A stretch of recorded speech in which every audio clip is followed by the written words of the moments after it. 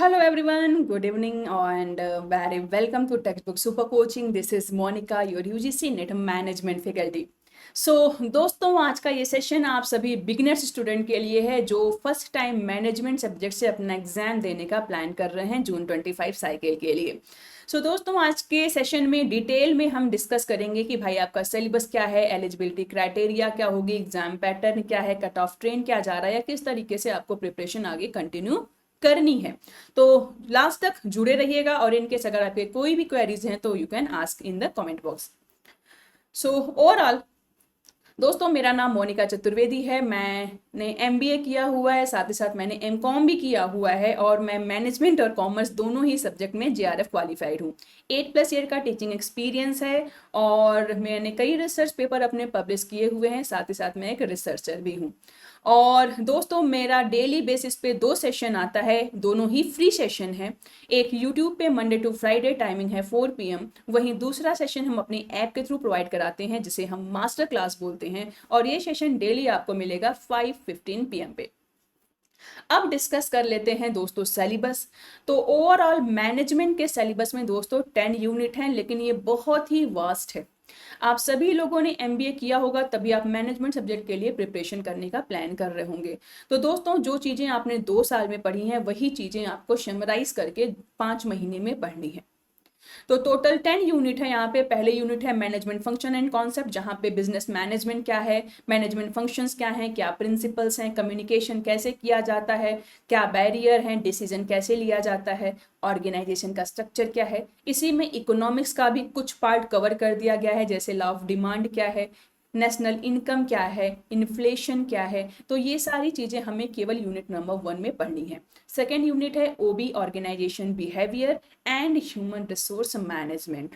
तो organisation behaviour क्या है, इंडिविजुअल बिहेवियर क्या है, जिसमें personality, attitude, learning, motivation, group dynamics, leadership, ये सब हम पढ़ने वाले हैं। इसके साथ ही साथ human resource management, planning, recruitment, selection, ये सारी चीज़ें हम आपको डिटेल में बताएंगे। साथ ही साथ हर एक सेशन में आपके साथ ये भी बताते हैं कि कौन से टॉपिक्स पे क्वेश्चन आने के चांसेस ज़्यादा हैं या कैसे पैटर्न में आने के चांसेस हैं। मोटिव हमारा यही रहता है दोस्तों कि एक अटेम्प्ट में आपको एग्जाम क्लियर कराया जाए। तो सिलेबस पहले देख लीजिए। यूनिट नंबर 3 में ऑर्गेनाइजेशनल डेवलपमेंट है, इंटरनेशनल ह्यूमन रिसोर्स मैनेजमेंट है। तो ओवरऑल इंटरनेशनली हम कैसे ह्यूमन रिसोर्सेज को मैनेज करते हैं या इंडस्ट्री में कैसे वर्कर और एम्प्लॉय का रिलेशन होता है, कॉन्फ्लिक्ट होती है तो कैसे रिजॉल्व करते हैं, ये सब चीज़ें हम यूनिट नंबर 3 में पढ़ने वाले हैं। नेक्स्ट यूनिट नंबर 4 है अकाउंटिंग एंड फाइनेंशियल मैनेजमेंट, जिससे सबसे ज़्यादा बच्चे भागते हैं। बट मैं आपको यही एडवाइस करूंगी कि भागिए मत, क्योंकि यही यूनिट आपको बहुत ज़्यादा स्कोर दिलाएगा और आपको जीआरएफ क्रैक करने में बहुत हेल्प करेगा।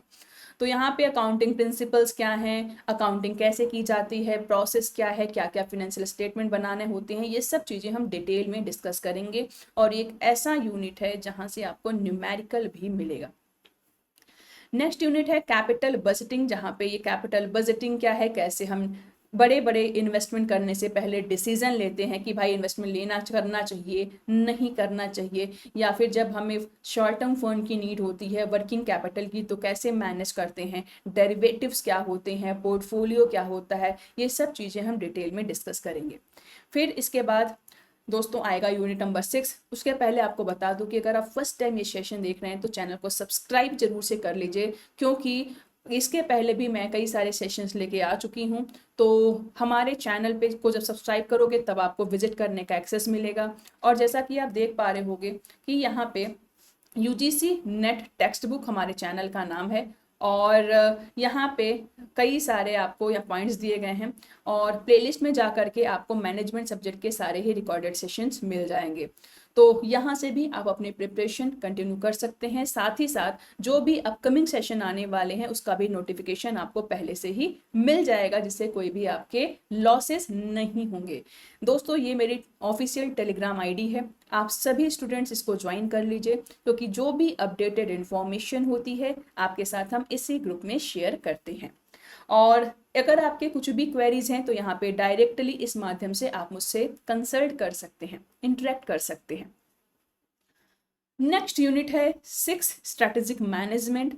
बड़ा यूनिट है, जैसा कि आप देख पा रहे हो कितनी सारी टॉपिक आपको कवर करनी है। और दोस्तों एक दिन में मैं केवल एक टॉपिक आपको कवर कराती हूँ। ये मेरा अपना तरीका है, क्योंकि मेरा मानना है कि हर एक टॉपिक को डिटेल में समझना आपका जरूरी है। जितना डिटेल में समझोगे उतना ही आसानी से क्वेश्चन को आप समझ पाओगे और सटीक आंसर दे पाओगे। तो एक दिन में एक टॉपिक कवर कराना है और उस पर बेस्ड आपको कुछ क्वेश्चंस भी कराना है, जिससे कि जो अगर 1-1.5 घंटे का भी टाइम आप एक दिन में दे दो तो वो टॉपिक आपका 100% उस पर कमांड बन जाए। तो स्ट्रेटेजिक मैनेजमेंट क्या होता है, या कैसे हम अपने ऑर्गेनाइजेशन की एनालिसिस करते हैं, बिजनेस यूनिट की एनालिसिस करते हैं, मार्केटिंग क्या है, ये एसटीपी फ्रेमवर्क क्या है, प्रोडक्ट प्लेस प्राइस प्रमोशन क्या है, ये सब चीज़ें हम यहाँ पे डिटेल में डिस्कस करेंगे। यूनिट नंबर 7 है ब्रांड मैनेजमेंट, जहाँ पे ब्रांड क्या होता है इससे रिलेटेड कुछ की टर्म्स हैं, हमें वो पढ़ना है। कंज्यूमर बिहेवियर क्या होता है, कोई भी कंज्यूमर सामान को खरीदने से पहले कैसे डिसीजन लेता है कि सामान खरीदना है या नहीं खरीदना है।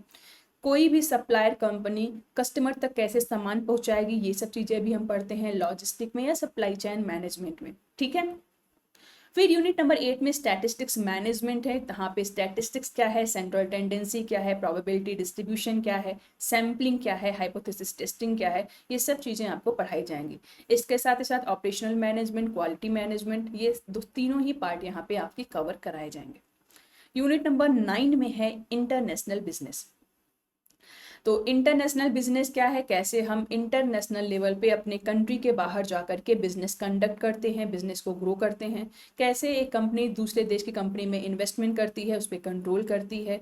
फिर बहुत सारे इंटरनेशनल फिनेंशियल इंस्टीट्यूशंस हैं जो हमें फंड देते हैं बिजनेस करने के लिए। इसमें IMF है, वर्ल्ड बैंक है, या वर्ल्ड ट्रेड ऑर्गेनाइजेशन है, इंफॉर्मेशन टेक्नोलॉजी क्या है, ये सब चीज़ें हम यूनिट नंबर 9 में कवर करने वाले हैं। एंड लास्ट यूनिट है एंटरप्रेन्योरशिप। तो एंटरप्रेन्योरशिप दोस्तों में क्या है कि ये एंटरप्रेन्योरशिप होता क्या है, कितने टाइप के एंटरप्रेन्योर होते हैं, कैसे एक एंटरप्रेन्योरियल स्किल को डेवलप किया जाता है, विमेन एंटरप्रेन्योरशिप को कैसे एम्पावर करना है, ये सब चीज़ें यहाँ पे हम डिटेल में पढ़ेंगे। फिर ये इंटरप्राइजेस की कैटेगरी क्या है, ठीक है, और कितने टाइप के होते हैं, ये सब चीज़ें हमारा यूनिट नंबर 10 में है।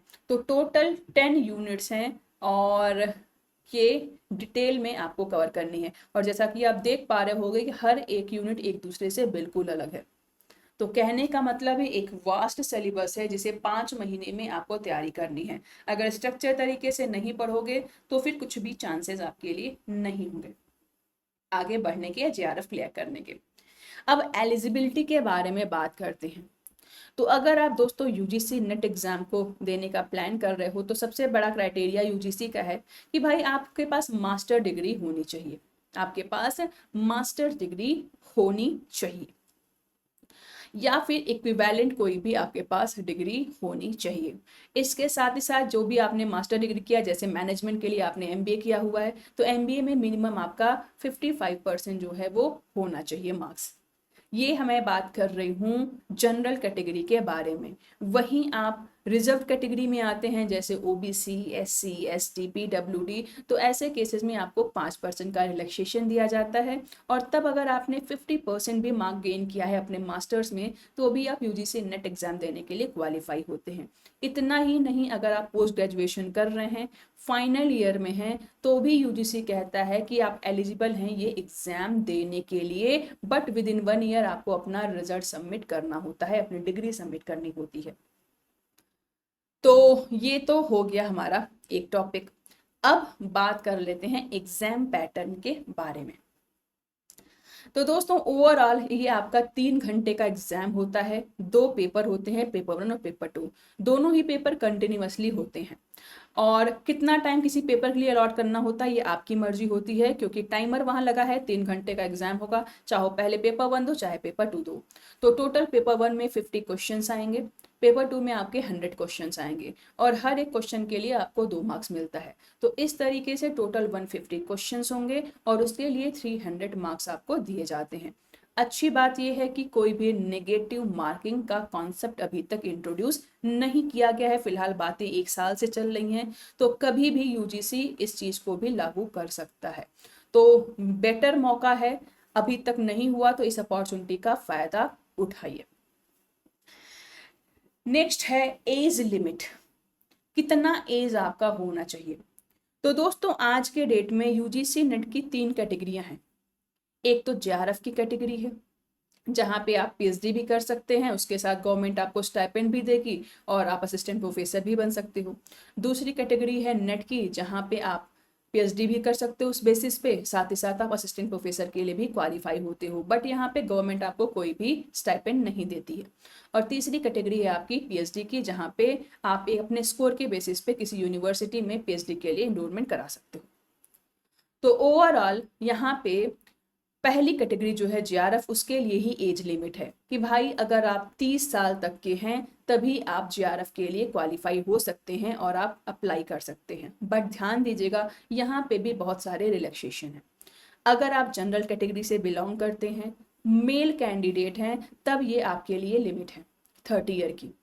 अगर आप जनरल कैटेगरी से आते हैं, फीमेल हैं, या फिर आप रिजर्व कैटेगरी से बिलोंग करते हैं, एससी एसटी ओबीसी, तो आपके लिए ये जो एज लिमिट है ये 5 साल का इसमें रिलैक्सेशन दिया गया है, यानी 35 साल तक की एज में आप अपने जेआरएफ के लिए भी अप्लाई कर सकते हैं। वहीं नेट के लिए कोई भी एज लिमिट आपकी नहीं है, तो किसी भी एज में हो हैं आप तो नेट के लिए आप अप्लाई कर सकते हैं। लास्ट है कट ऑफ ट्रेंड। तो दोस्तों यहाँ पे मैं 2 कट ऑफ के बारे में आपको डिस्कस करने वाली हूँ। एक है मिनिमम कट ऑफ। तो दोस्तों यहाँ पे यूजीसी कहता है कि अगर आप जनरल कैटेगरी से बिलोंग करते हो तो 2 पेपर आपको देना है, पेपर 1 और पेपर 2। पेपर 1 और पेपर 2 दोनों में ही आपको मिनिमम 40% तो लाना ही पड़ेगा। इसका मतलब 300 में मिनिमम 120 मार्क्स तो आपको लाने ही पड़ेंगे। अब ये मिनिमम कट ऑफ तो है, इसके बाद एक फाइनल कट ऑफ आपका होगा। Final cut of her subject का अलग अलग आता है। तो जैसा भी पेपर का लेवल आया, जितने भी कॉम्पिटिटर बैठे हैं, जो टफनेस लेवल है, उस बेसिस पे फाइनल कट ऑफ आपका सेट किया जाता है। तो ये मिनिमम कट ऑफ आपका फिक्स है, फाइनल कट ऑफ जो है वो आपका कई सारे फैक्टर पे बेस्ड होता है। अब ये मैंने बात किया जनरल कैटेगरी के लिए, बट अगर आप रिजर्व कैटेगरी के हो, ओबीसी, एससी, एसटी, पीडब्ल्यूडी, ठीक है, तो ऐसे केसेस में आपको रिलैक्सेशन यहाँ पे दिया गया है और कहा गया है कि भाई मिनिमम 35% आपको लाना पड़ेगा। यानी अगर हम 300 में बात करें तो 105 मार्क्स आपको मिनिमम लाना पड़ेगा। फिर उसके बाद आपका जो सब्जेक्टिव कट ऑफ बनेगा, फाइनल कट ऑफ बनेगा, वो अलग है। अब चूंकि 3 कैटेगरी इंट्रोड्यूस कर दी गई है दोस्तों, तो कट ऑफ का रेट भी काफी हाई हो गया है। तो पहले जहां पे 65% पे भी आपका जेआरएफ क्रैक हो जाता था, और तो अगर हम आज से 5 साल पहले बात करें तो 62% पे भी जेआरएफ क्रैक हो जाता था। अब धीरे धीरे करके समय के साथ हम ये देख रहे हैं कि कट ऑफ का लेवल हाई होता जा रहा है। अब चूंकि 3 कैटेगरी बन गई हैं तो कट ऑफ आपका जो है वो 70% प्लस आ रहा है।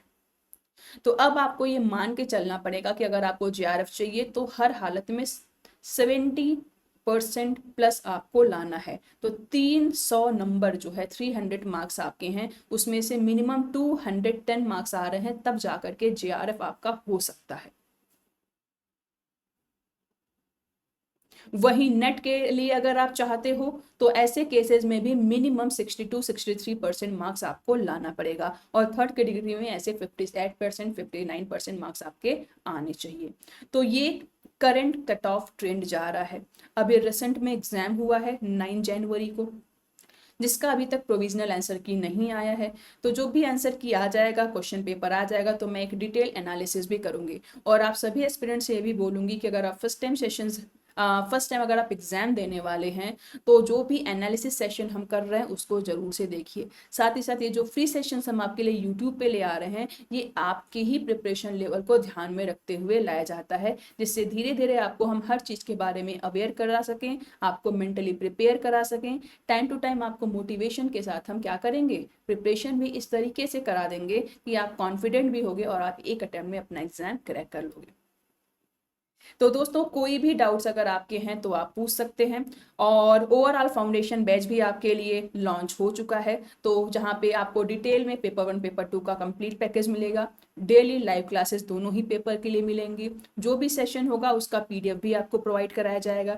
डेली प्रैक्टिस कुछ टेस्ट होता है, प्रैक्टिस क्वेश्चंस कुछ कराए जाते हैं, यूनिट कंप्लीट होने पे यूनिट टेस्ट कराया जाता है, मॉक टेस्ट कराया जाता है। बूस्टर कोर्सेज का भी इनरोलमेंट आपको इसी में मिलता है। बूस्टर कोर्स हम एग्जाम के टाइम में लॉन्च करते हैं, तो वो भी पैकेज जो है इसी के साथ इंक्लूड है, उसके लिए भी कोई एडिशनल पेमेंट आपको नहीं देना होता है।